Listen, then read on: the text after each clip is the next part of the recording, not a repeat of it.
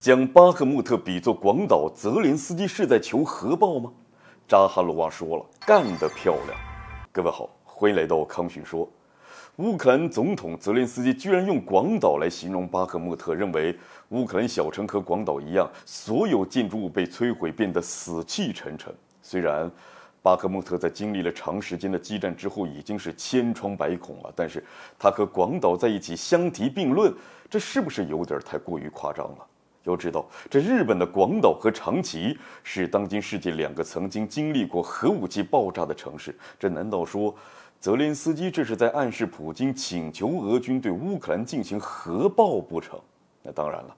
除非是脑子出了问题了，不然任何国家的领导人都不会希望本国陷入到核战争当中。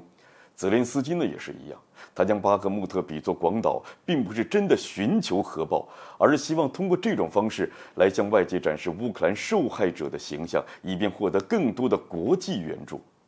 当然了，巴赫穆特如今的现状并不能完全归咎于俄罗斯身上。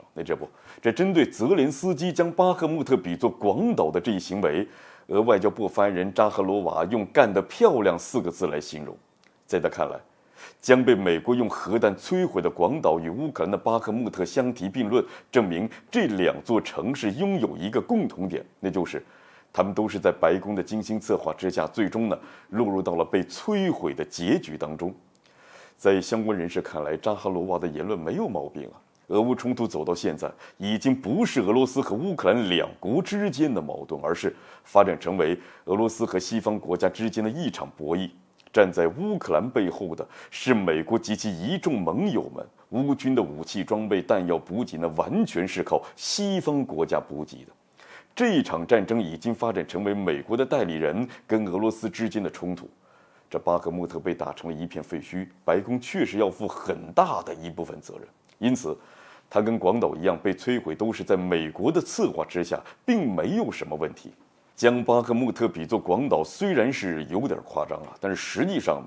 乌克兰境内的某些地区其悲剧性可能比广岛还要惨。前段时间，英国向乌克兰送去了一批平油穿甲弹，结果这批弹药还没有在战场上发挥作用，就被俄军摧毁在仓库之中啊！那别看这些弹药的爆炸威力不大，但是现场升起的蘑菇云跟核爆的场面十分相似。那最重要的是，这些弹药中所含的放射性的物质，不仅给乌克兰部分地区陷入到了核辐射的危机当中，那甚至还让半个欧洲拉响了辐射警报。可见这些平油穿甲弹对乌克兰的危害那是有多大。可是造成这一切后果的是谁呢？可能有人觉得是俄罗斯，但是俄乌双方都曾经袭击过对方的弹药库，那为什么俄罗斯却没有发生这样的问题呢？